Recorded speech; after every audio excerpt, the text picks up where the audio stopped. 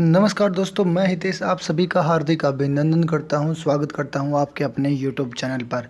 तो दोस्तों आज हम 11th क्लास की जो हमारी ज्योग्राफी है उसके बारे में बात करेंगे। दोस्तों हम 9th क्लास की ज्योग्राफी हम पहले पढ़ रहे थे और मैं आपको 9th क्लास और 11th क्लास दोनों की ज्योग्राफी को जो इन दोनों का कंपैरिजन करके आप लोगों को पढ़ाऊंगा, ताकि आप लोगों को पता चल जाए कि 9th क्लास की ज्योग्राफी में क्या है और 11th क्लास की ज्योग्राफी में क्या है। दोस्तों तो हमने 9th क्लास की जो हमारी ज्योग्राफी थी उसमें पहला जो लेसन था वो था आकार और स्थिति के बारे में, वो हमने बिल्कुल अच्छे से कवर कर लिया था। सेकंड जो लेसन था उसके बारे में हमने बात कर ली थी। आज हम 11th क्लास का जो हमारा फर्स्ट जो लेसन है, पहला जो हमारा लेसन है उसके बारे में बात करेंगे दोस्तों। और इसको हम 9th क्लास का जो हमारा फर्स्ट लेसन था उससे कंपैरिजन करके देखेंगे। तो हम स्टार्ट करते हैं। इसका नाम है भारत स्थिति, मतलब भारत की स्थिति क्या है दोस्तों, इसके बारे में हम बात करेंगे। इसमें थोड़ा ज़्यादा दिया हुआ है। 9th क्लास का जो था उसमें थोड़ा कम था, 11th का सबसे ज़्यादा है। और ये दिल्ली पुलिस व अन्य कोई भी एग्ज़ाम हो लाइक यूपीएससी, इसके लिए आपके लिए काफ़ी इम्पोर्टेंट होने वाला दोस्तों। तो चलिए हम स्टार्ट करते हैं। भारत स्थिति, इसके बारे में अगर हम बात करें दोस्तों तो इसमें जो बताया गया है वो यहाँ पे बताया गया है कि भारत की मुख्य भूमि उत्तर से पश्चिम, उत्तर में कश्मीर से लेकर दक्षिण में कन्याकुमारी तक व पूर्व में अरुणाचल प्रदेश से लेकर पश्चिम में गुजरात तक फैली हुई है। दोस्तों यहाँ पे ये क्वेश्चन हमारा सबसे पहला क्वेश्चन बन रहा है। यहाँ पे जो क्वेश्चन बना हुआ है वो यहाँ पे बताया गया है कि भारत की जो मुख्य भूमि है, भारत की जो मुख्य भूमि है वह उत्तर में कश्मीर, उत्तर में पहले कश्मीर, लेकिन अब उत्तर में सबसे ऊपर अगर हम यहाँ पे बात करें तो दोस्तों लद्दाख आता है, ठीक है। उसके बाद दक्षिण में कन्याकुमारी तक, पूर्व में अरुणाचल प्रदेश तथा पश्चिम में गुजरात तक फैली हुई है। दोस्तों पश्चिम में कहाँ तक, गुजरात तक फैली हुई है। उसके बाद यहाँ पे जो बताया गया है वो बताया गया कि भारत का सीमांतर्गत क्षेत्र आगे समुद्र की ओर 20 समुद्री मील तक फैला हुआ है। जो भारत का जो सीमांतर्गत जो क्षेत्र है, जो समुद्र की ओर कितना है, 12 समुद्री मील। दोस्तों कितना है, 12 समुद्री, 20 नहीं 12 समुद्री मील तक फैला हुआ है। 12 समुद्री मील, यानी कि अगर हम इसका किलोमीटर बनाएं तो लगभग 21.9 किलोमीटर। दोस्तों 21.9 किलोमीटर, क्योंकि यहाँ पे बताया गया है कि एक समुद्री मील लगभग 1.8 किलोमीटर होता है। जो इसकी अगर हम इसका जो ओरिजिनलिटी की इसके बारे में बात करें तो ये होता है 1.824 किलोमीटर, ठीक है। एक मानक मील कितना होता है, तो एक मानक मील होता है दोस्तों लगभग 1.6 किलोमीटर। जैसे हम बोलते हैं ना कि 1 मील दूर है, 2 मील दूर है, तो 1 मील का मतलब होता है 1.6 किलोमीटर। यानी कि अगर हम इसको बिल्कुल एक्यूरेट के बारे में बात करें तो ये होता है 1.584 किलोमीटर दोस्तों, ठीक है। तो अगर हम भारत के बारे में बात करें तो भारत में अगर हम यहाँ पे बात करें, भारत के समुद्र से जो सीमा जो क्षेत्र लगा हुआ है वो कहाँ तक फैला हुआ है, तो वो फैला हुआ है दोस्तों 12 समुद्री मील तक, 12 समुद्री मील। अब मैं आपको यहाँ पे एक बार चित्र के माध्यम से थोड़ा समझा देता हूँ दोस्तों। ये है हमारा प्यारा भारत, और इसके बारे में अगर हम यहाँ पे बात करें तो इसमें बताया गया है यहाँ पे उत्तर में कश्मीर से लेकर दोस्तों यहाँ तक, यहाँ से बाकी अभी ऊपर उत्तर में अगर हम बात करें तो लद्दाख आ चुका है, दक्षिण में कन्याकुमारी तक, ठीक है। उसके बाद अगर हम यहाँ पे बात करें भारत के, यहाँ पे गुजरात है और यहाँ पे अरुणाचल प्रदेश है। उसके बाद 12 समुद्री मील के बारे में जो बताया गया है दोस्तों, 12 समुद्री मील, तो ये हमारा है तट, और इस तट से 12 समुद्री मील तक, 12 समुद्री मील, यानी कि यहाँ पे बताया गया है दोस्तों 21.9 किलोमीटर। तो ये वाला जो एरिया है ये भारत का एरिया है, या हम ये बोल सकते हैं कि इस एरिया तक भारत, या यह जो क्षेत्र है यह भारत के अंडर में ही आता है दोस्तों। और एक समुद्री मील कितना होता है, तो एक समुद्री मील होता है 1.8 किलोमीटर। आई होप आपको यहाँ तक बिल्कुल अच्छे से समझ में आया होगा। उसके बाद हम आगे बात करते हैं कि हमारे देश की दक्षिणी सीमा बंगाल की खाड़ी में 6°45 उत्तरी अक्षांश के साथ निर्धारित होती है। हमारे देश की दक्षिणी सीमा के बारे में अगर हम यहाँ पे बात करें तो भारत की जो दक्षिणी सीमा है दोस्तों, ये वाली जो सीमा है भारत की, ये है स्थलीय सीमा, स्थलीय दक्षिणी, लेकिन वैसे दक्षिणी सीमा के बारे में बात करें तो वो थोड़ी नीचे आएगी दोस्तों यहाँ पे, और ये है हमारी 6 डिग्री 4 5 उत्तरी अक्षांश, 6 डिग्री 4 5 उत्तरी अक्षांश है, ठीक है, जो कि अंडमान निकोबार द्वीप समूह में दोस्तों, अंडमान निकोबार द्वीप समूह में भारत का दक्षिण बिंदु कौन सा है, ये 9th क्लास में मैंने आपको बताया था जब 9th क्लास की ज्योग्राफी पढ़ाई थी। तो भारत का दक्षिणतम बिंदु जिसको हम बोलते हैं पिगमेलिन पॉइंट, जिसको हम बोलते हैं इंदिरा पॉइंट, यह कहाँ पे है, तो यह अंडमान निकोबार द्वीप समूह में है और 6 डिग्री 4 5 उत्तरी अक्षांश पर है मेरे दोस्तों, ठीक है। तो ये आपको समझ में आया होगा। उसके बाद आगे अगर हम यहाँ पे बात करें तो बताया गया है, यदि आप भारत के अक्षांशीय और देशांतरीय विस्तार की गणना करें तो लगभग 30 डिग्री है।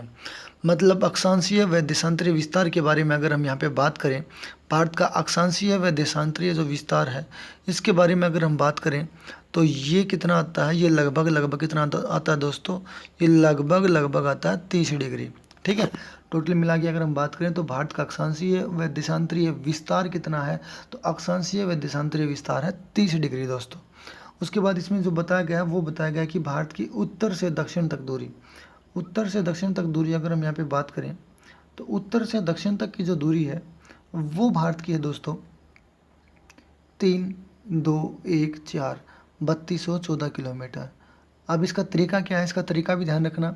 इसका तरीका ये है दोस्तों, 1 2 इस तरफ आगे चलना, 3 और फिर लास्ट में क्या करना 4, तो 3214 किलोमीटर, 1 2 3 उसके बाद लास्ट में क्या 4, 3214 किलोमीटर है भारत की उत्तर से दक्षिण तक की लंबाई।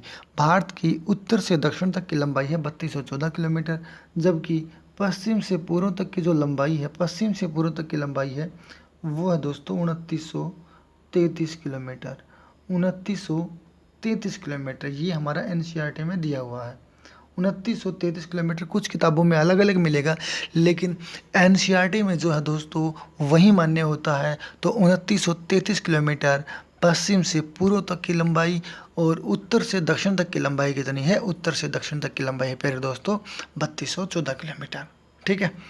उसके बाद आगे हम यहाँ पे बात करते हैं। आगे अगर हम यहाँ पे बात करें तो भारत के बारे में जो बताया गया है वो यहाँ पे बताया गया है, अक्षांश रेखाओं के मानों से ज्ञात होता है कि भारत का दक्षिणी हिस्सा उष्णकटिबंधीय में व उत्तरी हिस्सा उपोष्णकटिबंधीय अथवा कोष्ठ शीतोष्णकटिबंधीय में स्थित है। यही स्थिति देश में भूआकृतिक, जलवायु, मिट्टी के प्रकारों तथा प्राकृतिक वनस्पति में पाई जाने वाली भारी भिन्नता का उत्तरदायी है। बिल्कुल दोस्तों, अगर हम यहाँ पे बात करें तो भारत के बारे में यहाँ पे ये बताया गया है कि अगर हम बात करें, ये हमारा जो है ये हमारी पृथ्वी है, तो आप लोगों को पता है ये हमारी 0 डिग्री अक्षांश रेखा है। और अक्षांश में ध्यान रखना, अक्षांश जो 0 डिग्री अक्षांश है और यहाँ से लेकर जो 23.5 डिग्री अक्षांश उत्तरी और दक्षिणी जो 23.5 डिग्री अक्षांश है, इसके मध्य का जो क्षेत्र होता है इसको हम बोलते हैं उष्णकटिबंधीय क्षेत्र, ठीक है। और इससे ऊपर वाला 23.5 से 66.5 जो होता है वो होता है प्यारे दोस्तों उपोष्ण क्षेत्र, उपोष्ण, ठीक है। उसके बाद अगर हम इससे ऊपर वाला जो क्षेत्र बात करें 66.5 से 90 वाला, वो होता है शीत क्षेत्र। तो भारत कहाँ पे स्थित है, तो भारत मैंने आपको बताया था कि भारत का जो अक्षांशीय विस्तार है वो है 8 डिग्री 4 से दोस्तों कितना, 8 डिग्री 4 से 37 डिग्री 6। तो 8 डिग्री 4 से 37 डिग्री 6 तक है भारत का अक्षांशीय विस्तार। और इसी कारण भारत का दक्षिण वाला जो क्षेत्र है वो उष्णकटिबंधीय में आएगा और उत्तर वाला क्षेत्र उपोष्ण कटिबंधीय में आएगा दोस्तों। आई होप आपको यहाँ तक अच्छे समझ में आया होगा। दोबारा से बिल्कुल ध्यान से समझो दोस्तों, दोबारा से मैं एक बार आपको बता रहा हूँ, ये हमारी पृथ्वी है, ये हमारा 0 डिग्री अक्षांश, 1 23 डिग्री उत्तरी अक्षांश होती है, 1 23 डिग्री दक्षिणी अक्षांश होती है। इसको हम कर्क बोलते हैं, इसको हम मकर बोलते हैं। इसके मध्य का जो क्षेत्र है उसको हम बोलते हैं उष्णकटिबंधीय। यहाँ पे सबसे ज़्यादा गर्मी होती है और इसी क्षेत्र में भारत का दक्षिणतम क्षेत्र आता है। और 23.5 से 66.5 वो होता है उपोष्ण क्षेत्र। और भारत जो है 23.5 से 37 तक, आप सभी को पता है 8 डिग्री 4 से 37 तक है। तो 23.5 से साढ़े जो 37 डिग्री 6 वाला जो क्षेत्र है वो उत्तर में आ गया, तो इसको हम बोलेंगे उपोष्ण क्षेत्र। तो भारत की उत्तरी जलवायु उपोष्ण और भारत का जो दक्षिणी जो क्षेत्र है इसकी जलवायु कैसी है, उष्ण कटिबंधीय है। उसके बाद आगे जो बताया गया है वो यहाँ पे बताया गया है कि भारत के देशांतर रेखाओं के मानों स्पष्ट होता है कि इसमें लगभग 30 डिग्री का अंतर है। देशांतर रेखाओं के बारे में अगर हम बात करें तो आप सभी को पता है, यहाँ पे मैं चित्र के माध्यम से थोड़ा आपको बता देता हूँ। आप सभी को पता है भारत के देशांतर विस्तार के बारे में। भारत का देशांतर विस्तार यहाँ पे 68 डिग्री 7 से लेकर 97 डिग्री 25 तक है। 97 डिग्री 25, ये लगभग अगर हम इन दोनों के बीच का गैप देखें दोस्तों, तो लगभग ये 30 डिग्री देशांतर का गैप बनाते हैं। ठीक है, और 30 डिग्री देशांतर का गैप बनाते हैं। इसी कारण एक बात ध्यान रखना, 1 डिग्री बराबर है 4 मिनट के बराबर होता है। ठीक है, 1 डिग्री किसके बराबर होता है? 4 मिनट के। 1 डिग्री 4 मिनट के बराबर होता है। तो अगर हम यहाँ पे बात करें प्यारे दोस्तों, 1 घंटे की, तो 1 घंटे में कितना होगा? 1 घंटे में होगा दोस्तों, हाँ, अगर हम यहाँ पे बात करें 30 डिग्री की, तो इसको हम क्या करेंगे? 30 को 4 से गुना कर देंगे, और जैसे ही 4 से गुना करेंगे तो यहाँ पे प्यारे दोस्तों कितना आएगा? यहाँ पे आएगा 120, और 120 ये क्या होगी? ये होगी दोस्तों मिनट, क्योंकि 1 डिग्री 4 के बराबर, तो 30 डिग्री जब हम 4 से गुणा करेंगे तो 120 क्या आ जाएंगी? मिनट आ जाएंगी। और 120 मिनट के कितने घंटे हो गए? 2 घंटे हो गए। तो पश्चिमी और पूर्वी के मध्य कितने घंटे का अंतर होता है? तो पश्चिमी और पूर्वी जो क्षेत्र है भारत का, इन दोनों के मध्य 2 घंटे का अंतर होता है। बिल्कुल पजल नहीं होना दोस्तों। यहाँ पे मैं एक बार आपको दोबारा से समझा देता हूँ। यहाँ पे मैंने आपको क्या बताया? यहाँ पे मैंने आपको बताया प्यारे दोस्तों कि भारत का पश्चिमी वाला जो क्षेत्र है और पूर्वी वाला जो क्षेत्र है, यहाँ पे भारत का जो देशांतरी क्षेत्र है वो 68 डिग्री 7, यहाँ पे 97 डिग्री 25, और ध्यान रखना इन दोनों के मध्य 30 डिग्री का अंतर है। 1 डिग्री है 4 मिनट के बराबर। 1 डिग्री किसके बराबर? 4 मिनट के बराबर। तो 30 डिग्री किसके बराबर होगा? तो 30 को 4 से गुणा कर देंगे दोस्तों, इससे क्या आ जाएगा? इससे हमारी मिनट आएंगी, और ये आ जाएंगे 120 मिनट। 120 मिनट के अगर आप घंटे बनाओगे तो कितने घंटे होंगे? 60 मिनट का 1 घंटा होता है, तो 2 घंटे। तो इन दोनों के मध्य कितने घंटे का अंतर है? दोनों के मध्य 2 घंटे का अंतर है दोस्तों।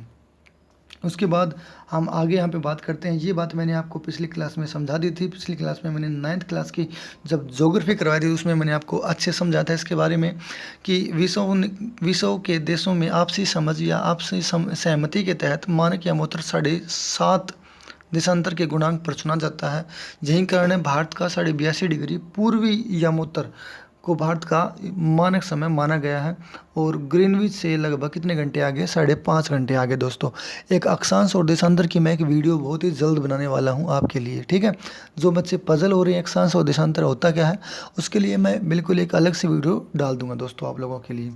तो 5.5 घंटे आ गया दोस्तों। 0 डिग्री जो हमारा देशांतर है, इससे भारत का समय 5.5 घंटे आगे है। यानी कि 0 डिग्री देशांतर कहाँ पे है? तो ये विश्व ने अपना समय कहाँ से लिया? तो विश्व ने अपना समय लंदन से लिया है, ग्रीनविच से लिया है दोस्तों। ठीक है, लंदन का जो ग्रीनविच नामक स्थान है वहाँ से लिया है। वहाँ पे जब 12 बजेंगे दोपहर के, तब भारत में शाम के 5:30 बजेंगे, तो 5.5 घंटे आगे है।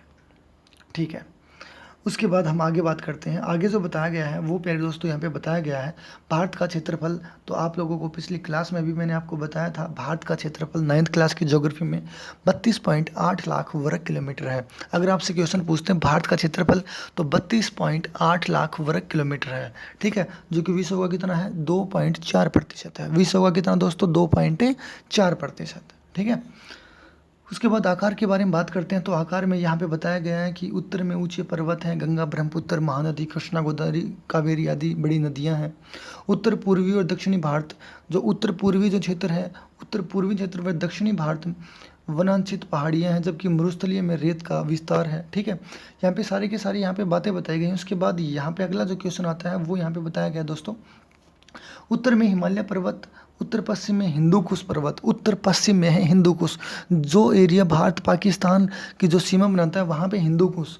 उसके बाद आगे जो बताया गया है वो यहाँ पे बताया गया है हिंदू कुश, सुलेमान। उत्तर पूर्व में पूर्वांचल की पहाड़ियाँ दोस्तों, दक्षिण में हिंद महासागर है। ठीक है, उसके बाद भारतीय उपमहाद्वीप के बारे में अगर हम यहाँ पे बात करें तो इस चित्र के माध्यम से मैं आपको समझाता हूँ। भारतीय उपमहाद्वीप में आपसे क्वेश्चन पूछेगा कितने देश हैं। तो भारतीय उपमहाद्वीप में भारत के पड़ोसी देशों के बारे में बात करें तो एक तो हमारा हो गया पाकिस्तान दोस्तों, दूसरा हो गया भारत, तीसरा नेपाल, चौथा भूटान, ठीक है, और पांचवा बांग्लादेश।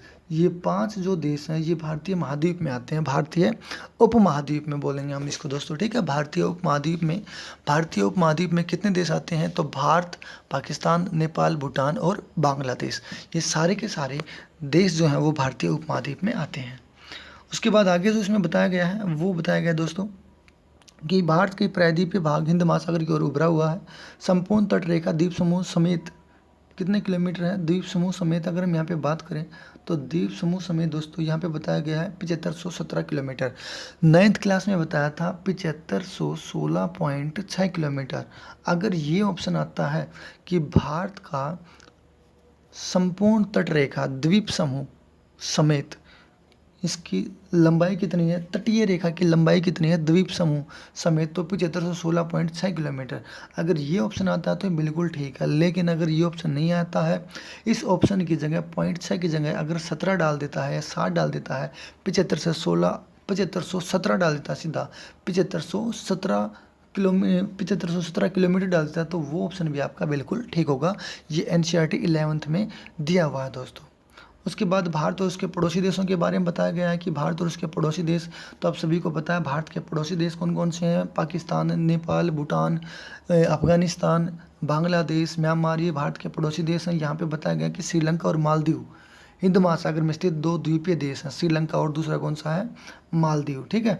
और श्रीलंका के साथ जो है पाक जल संधि द्वारा अलग हुआ है, और भारत श्रीलंका मन्नार की खाड़ी पाक जल संधि से लगा हुआ है। अभी यहाँ पे मैं चित्र के माध्यम से आपको समझाता हूँ। अगर हम यहाँ पे बात करें भारत श्रीलंका के मध्य ये वाला, तो इन दोनों के मध्य जो जल संधि है वो है पाक जल संधि दोस्तों, पाक जल संधि। और यहाँ पे खाड़ी जो है वो है मन्नार की खाड़ी। 9th क्लास की जो ज्योग्राफी जब मैंने करवाई थी तब भी मैंने आपको बिल्कुल अच्छे से समझाया था दोस्तों, ठीक है। साथ साथ में वीडियो को लाइक जरूर करना है दोस्तों। उसके बाद हम आगे बात करते हैं, इन सभी के बारे में यहाँ पे बताया गया है। उसके बाद आगे जो बताया गया है एक काफ़ी इंपॉर्टेंट क्वेश्चन है, खाड़ी व जल संधि में अंतर स्पष्ट कीजिए। खाड़ी व जल संधि, देखो दोस्तों जल संधि के बारे में अगर हम बात करें और खाड़ी के बारे में बात करें, तो खाड़ी होता है 3 ओर से समुद्र से या 3 ओर से पानी से घिरा हुआ जो क्षेत्र होता है उसको हम बोलते हैं खाड़ी, ठीक है। 3 ओर से पानी से घिरा हुआ क्षेत्र खाड़ी। और जल संधि के बारे में बात करें तो जल संधि 3 ओर से पानी से घिरा क्षेत्र तो खाड़ी होगा। और जल संधि के बारे में अगर हम बात करें दोस्तों, तो जल संधि के बारे में आप सभी को पता है कि 2 क्षेत्र, जैसे अगर हम भारत के बारे में बात करें, पाकिस्तान और श्रीलंका के बारे में बात करें, जहाँ पे 2 क्षेत्र आपस में मिलने का कार्य करते हैं यहाँ पे, या दोनों आपस में अलग होने का यहाँ पे कार्य करते हैं, तो उसको हम क्या बोलेंगे, उसको हम बोलेंगे जल संधि दोस्तों, ठीक है। उसको हम क्या बोलेंगे, उसको हम बोलेंगे जल संधि। आई होप आपको यहाँ तक बिल्कुल अच्छे से समझ में आया होगा दोस्तों। साथ साथ में वीडियो को लाइक ज़रूर करना है, और कमेंट बॉक्स में जहाँ पे कोई भी क्वेश्चन समझ में नहीं आता है वहाँ पे आपने तुरंत बताना है। उसके बाद यहाँ पे इस अभ्यास प्रश्नों के बारे में बात करते हैं। तो सबसे पहला क्वेश्चन है, निम्नलिखित में से कौन सा अक्षांशीय विस्तार भारत की संपूर्ण भूमि के विस्तार के संदर्भ में प्रासंगिक है। तो भारत का अक्षांशीय विस्तार कितना है दोस्तों, भारत का अक्षांशीय विस्तार के बारे में अगर हम बात करें तो जो इसका सी ऑप्शन है 8 डिग्री 4 उत्तर से 37 डिग्री से उत्तर। निम्न में से कौन सा देश भारत के साथ सबसे लंबी स्थलीय सीमा बनाता है, तो बांग्लादेश बनाता है सबसे लंबी स्थलीय सीमा, ठीक है दोस्तों, 4096 किलोमीटर, 4096 किलोमीटर। निम्नलिखित में से कौन सा देश क्षेत्रफल में भारत से बड़ा है, तो क्षेत्रफल के बारे में अगर हम बात करें तो क्षेत्रफल में भारत से बड़ा कौन सा दोस्तों, चीन है। उसके बाद आगे अगर हम बात करें तो यामोत्तर में से कौन सा भारत में मानक यामोत्तर है, तो 82.5 डिग्री। अगर आप एक सीधी रेखा में राजस्थान से नागालैंड की यात्रा करें तो कौन सी नदियों में से आप पार नहीं करेंगे, तो सिंधु नदी नहीं आएगी, यमुना, ब्रह्मपुत्र, गंगा नदी आएंगी, सिंधु नहीं आएगी दोस्तों, ठीक है। तो आज के लिए दोस्तों इतना ही। आई होप आपको ये वीडियो बिल्कुल अच्छे से समझ में आई होगी। जो बच्चे दिल्ली पुलिस की तैयारी कर रहे हैं या किसी भी एग्ज़ाम की, कोई भी जो कम्पिटिटिव एग्ज़ाम है उसकी आप तैयारी कर रहे हैं, तो आपको जो है NCERT बिल्कुल अच्छे से अगर आप कवर करोगे तभी जो है आपका एक भी नंबर जो है वो नहीं कटेगा। आई होप आपको यहाँ तक बिल्कुल अच्छे समझ में आया होगा दोस्तों। अगली वीडियो में फिर उपस्थित होंगे, तब तक के लिए नमस्कार दोस्तों।